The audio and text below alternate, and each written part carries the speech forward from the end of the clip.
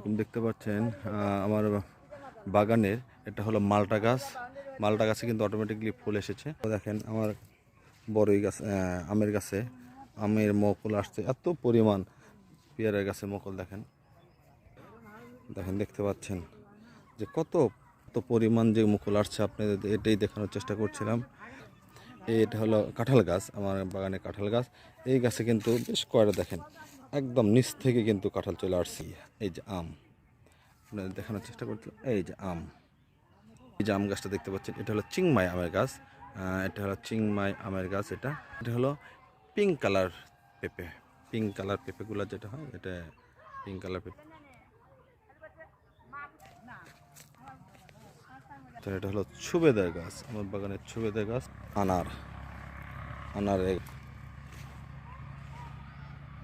আপেলের গাছে মুকুল দেখা যাচ্ছে, এটা হলো আপেলের মুকুল।